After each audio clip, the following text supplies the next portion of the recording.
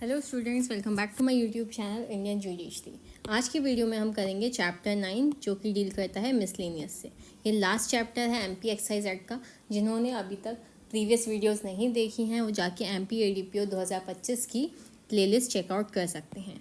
Chapter 9 में हमें पढ़ना है सेक्शन 62 टू सेक्शन 69। ठीक है, फिर लास्ट में 2 शेड्यूल दिए गए हैं। सेक्शन 62 डील करता है पावर टू मेक रूल्स, नियम बनाने की शक्ति। मेन अथॉरिटी कौन है यहाँ पर, कौन नियम बनाएगा? द स्टेट गवर्नमेंट में make rules for the purpose of carrying out the provision of this act. State government rules बना सकती है इस एक्ट के प्रोविजंस को कैरी आउट करने के लिए। सबसेक्शन 2 क्या बोल रहा है? In particular and without prejudice to the generality of the foregoing provisions, the state government may make rules. State government जो पुराने लॉज हैं, पुराने रूल्स हैं, पुराने प्रोविजंस हैं पहले के, उन पे कोई भी उनकी व्यापकता पर प्रतिकूल प्रभाव डाले बिना स्टेट गवर्नमेंट रूल्स बना सकती है।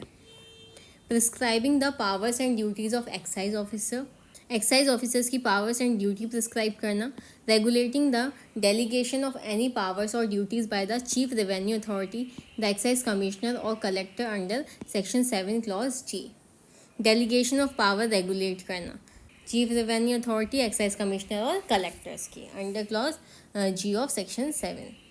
क्लॉज सी क्या बोल रहा है? डिक्लेयरिंग इन वॉट केसेज और classes of cases and to what authorities appeal shall lie from orders whether original or appealed, passed under this act or under any rule, made thereunder or by what authorities. Such orders may be revised and prescribing the time and manner of presenting and the procedure for dealing with appeals and revisions. Appeal and revision का mechanism, कौन से orders appealable होंगे, किसकी authority revise करेगी, time और procedure for filing appeals. Clause D क्या बोल रहा है? Regulating the import, export, transport, manufacture, collection, position, supply और स्टोरेज ऑफ एनी इंटॉक्सिकेंट और the cultivation of the hemp plant and may bye such rules among other matters. Clause D क्या बोल रहा है? इंटॉक्सिकेंट के regulations. State government import, export, transport, manufacture, collection, position, supply, storage, इस चीज़ को लेकर rules बना सकती है। हैम्प कल्टिवेशन को, भांग की खेती के लिए, जैसे toddy tapping and make and marks regulate करना। स्पिरिट डिनेचुरेशन प्रोसेस डिक्लेयर करना। हैम्प कल्टिवेशन के लिए, भांग की खेती के लिए। Regulate the tapping of toddy producing trees, the drawing of tan from such trees. Regulate the tapping of toddy producing trees, the drawing of an tan from such trees, the marking of the same and the maintenance of such marks.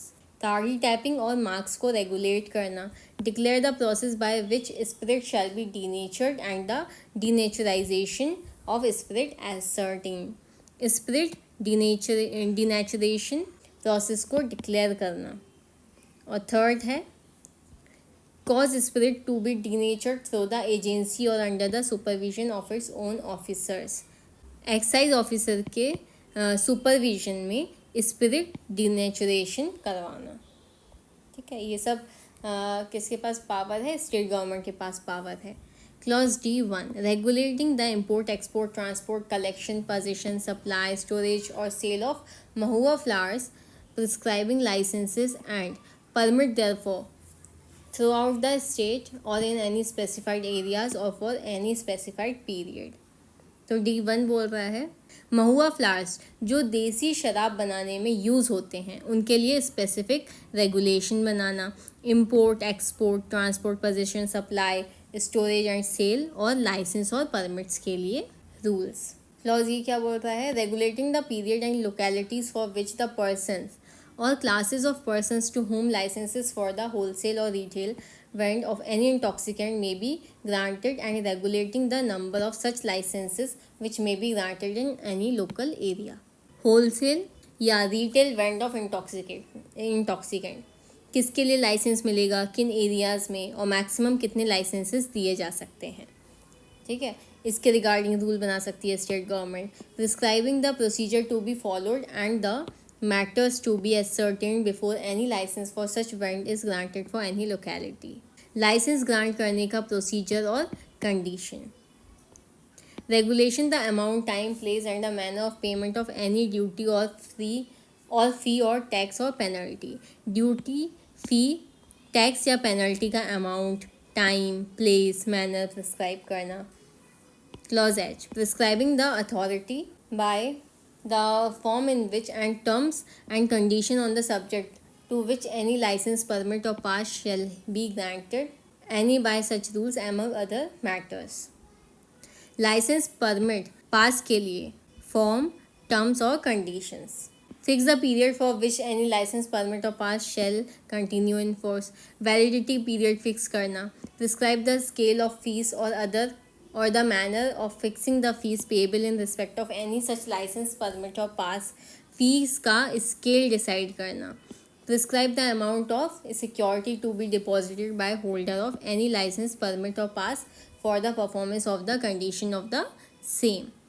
Security deposit का amount fix करना. Prescribe the accounts to be maintained and the returns to be submitted by license holders. Licence holders के accounts और returns prescribe करना. Prohibit और regulate the partnership in और the transfer of licences.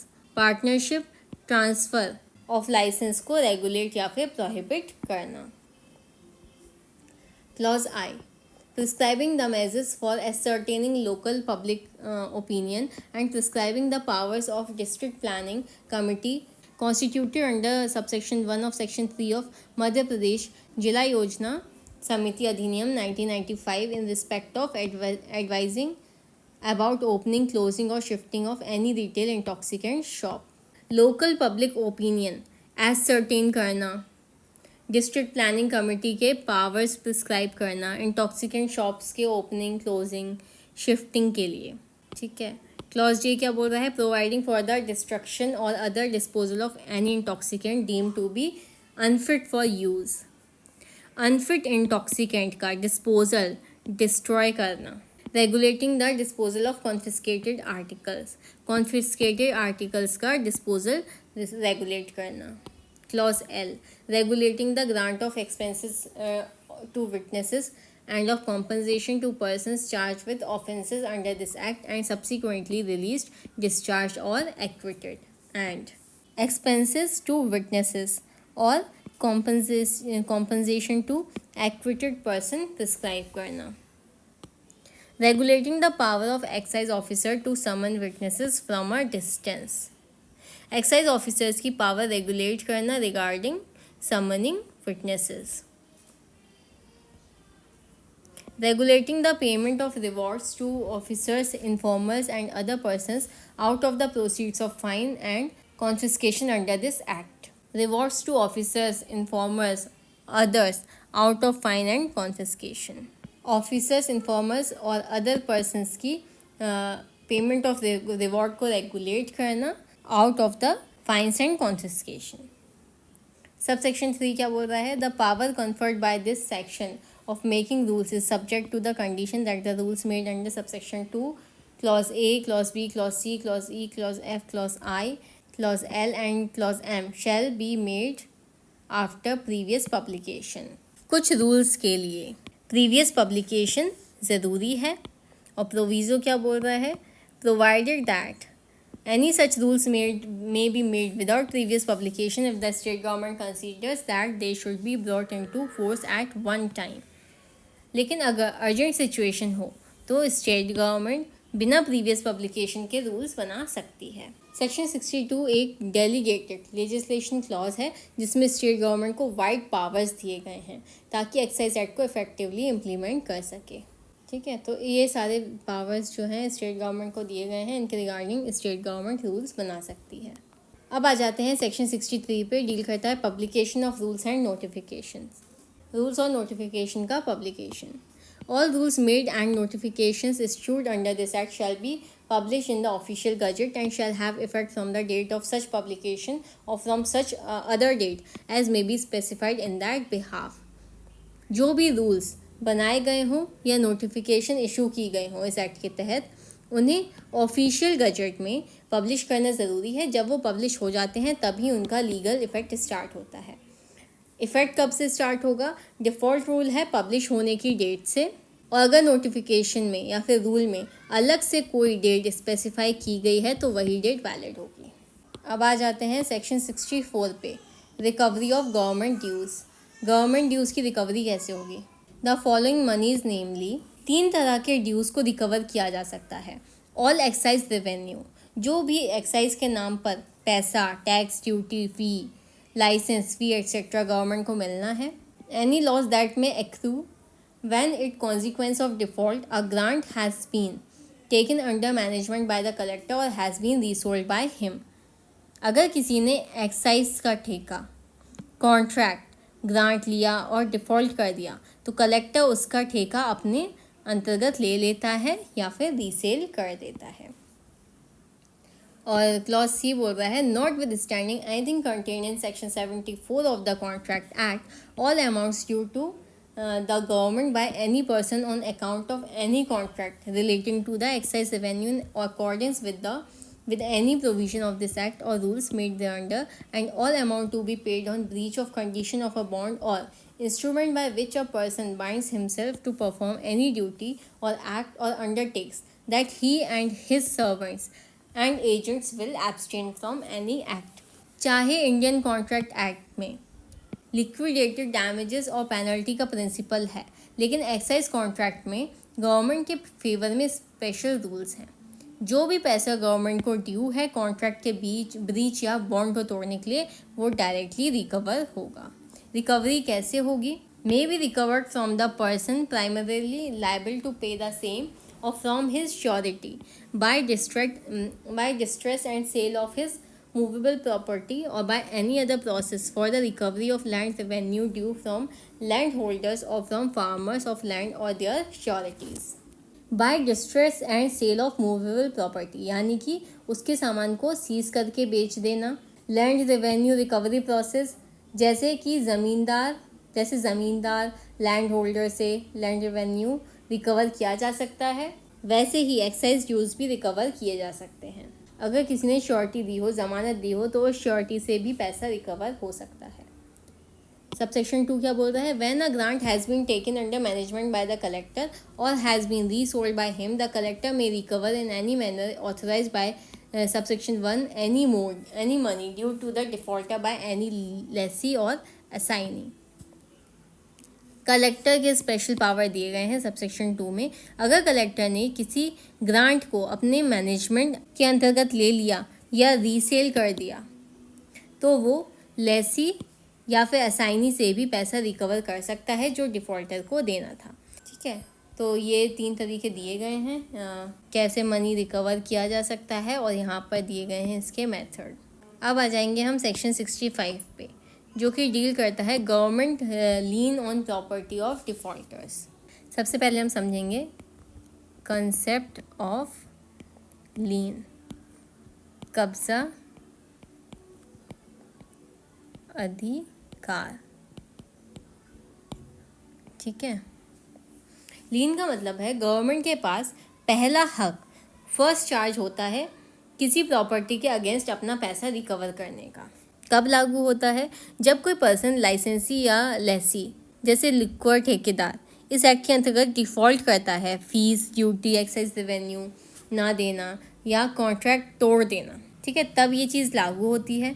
कौन सी property पर लीन लगेगा, अब ये देखना है हमें। In the event of default by any person licensed or holding a lease under this act, all his distillery, brewery or ware house शॉप, building, fittings or apparatus and all stock of intoxicant or materials for manufacture of the same held in or upon any distillery, brewery, warehouse or shop premises shall be liable to be attached in satisfaction of any claim for excise revenue or in respect of any losses incurred by the government through such default, and to be sold to satisfy such claim, which shall be a first charge upon the sale proceeds। अगर defaulter के पास excise से जुड़ी property है तो वो government के लीन के अंतर्गत आ जाएगी।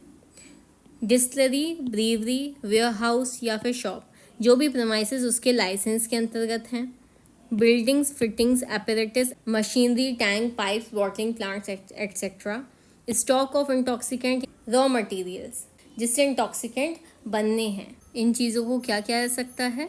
गवर्नमेंट अटैच करेगी, सीज करेगी, प्रॉपर्टी को ऑक्शन या फिर सेल किया जाएगा। सेल प्रोसीड्स से सबसे पहले एक्साइज रेवेन्यू ड्यूज रिकवर होंगे।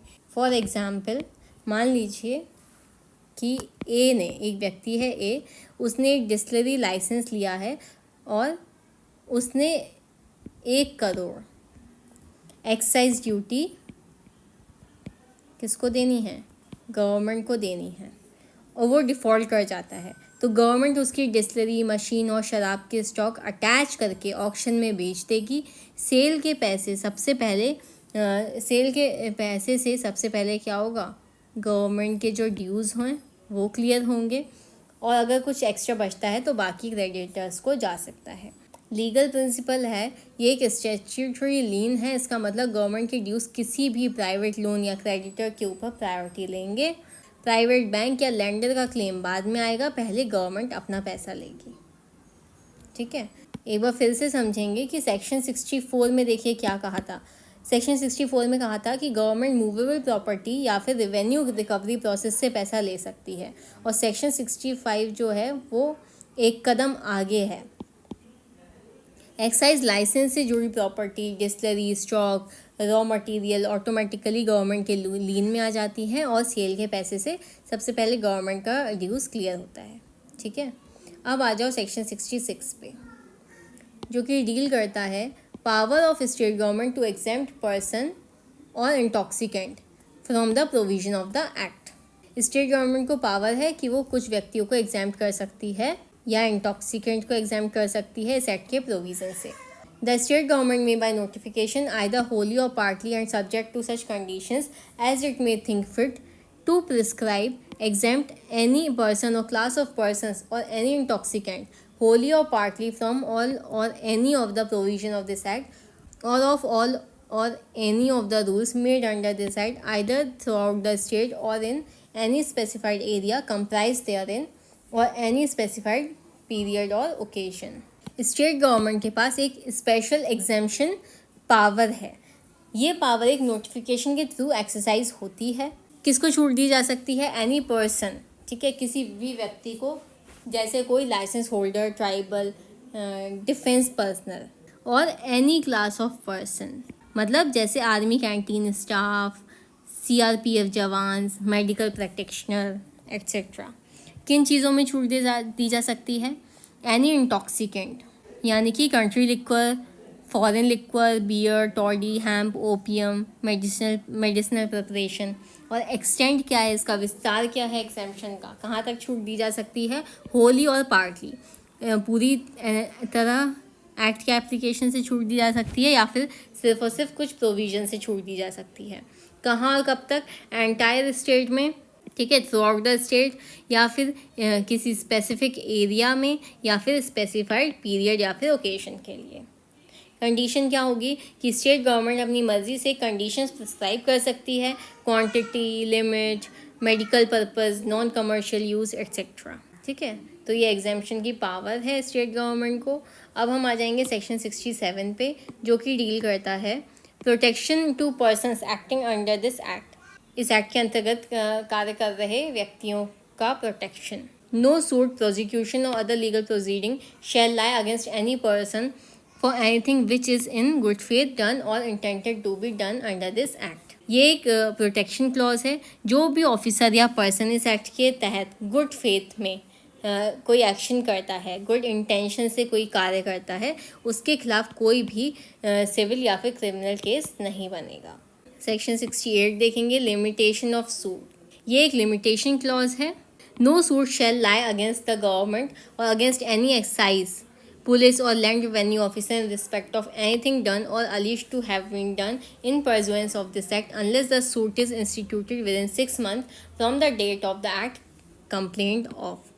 तो ये एक लिमिटेशन क्लॉज है जो स्पेसिफाई करता है कि गवर्नमेंट और ऑफिसर्स के खिलाफ सूट या फिर सिविल केस कब तक फाइल किए जा सकते हैं। इसका मकसद ऑफिसर को लीगल सर्टेनिटी और प्रोटेक्शन देना है ताकि वो अपनी ड्यूटीज़ कॉन्फिडेंटली परफॉर्म कर सकें। तो क्या है, किसको प्रोटेक्शन मिलती है यहाँ पर? गवर्नमेंट को, किसी एक्साइज ऑफिसर को, पुलिस को, लैंड रेवेन्यू ऑफिसर को, किस चीज़ के लिए सूट नहीं हो सकता? जो कुछ भी इस एक्ट के तहत किया गया हो या अलीजली किया गया हो, मतलब एक्ट के प्रोविजंस इन्फोर्स करने में किए गए एक्शन। टाइम लिमिट क्या होगी यहाँ पर? 6 month, within 6 months from the date of the alleged act. अगर सूट 6 महीने के अंतर्गत फाइल नहीं होता तो कोर्ट में एडमिसिबल नहीं होगा। लास्ट सेक्शन देखेंगे इसका हम, section 69, repeal of enactment. This enactment mentioned in the schedule are hereby repealed to the extent specified in the 4th column thereof। ये सेक्शन बताता है कि कुछ पुराने लॉज इनेक्टमेंट को एबॉलिश या फिर रिपील किया गया है या उनके कुछ पार्ट्स को ऑब्सोलेट कर दिया गया है। इसका मकसद है लीगल क्लैरिटी और कंसिस्टेंसी लेना, ताकि नए एक्ट के प्रोविजन के साथ कॉन्फ्लिक्ट ना हो। अब अगर हम शेड्यूल में आए तो ये शेड्यूल 1 में बताया गया है इनेक्टमेंट रिपील, ठीक है, कौन कौन से इनेक्टमेंट हैं जो वो रिपील किए गए हैं। और जो सेकंड शेड्यूल है वो डील करता है bonds to abstain from the commission of offences under section 34 or 36 of the central provinces and Berar excise act 1915। तो ये देखिए यहाँ पर ना कुछ बॉन्ड के और श्योरिटीज़ के ये दिया गया है फॉर्म कि किस तरीके की चीज़ें बनाई जाती हैं, किस फॉर्म में बनाई जाती हैं, किस मैनर में बनाई जाती हैं, ठीक है। तो ये 2 शेड्यूल हैं। यहीं पे हमारा एक्ट जो है वो कंप्लीट होता है। अभी हमने 6 एक्ट कवर कर लिए हैं ऑलरेडी, जिन्होंने नहीं देखे हैं वो जाके देख सकते हैं, ठीक है। अब हम इसके बस MCQs और करेंगे, फिर हम आगे के एक्ट की तरफ, नेक्स्ट एक्ट की तरफ मूव करेंगे। तो वीडियो पसंद आई हो तो please do like share subscribe. Thank you for watching.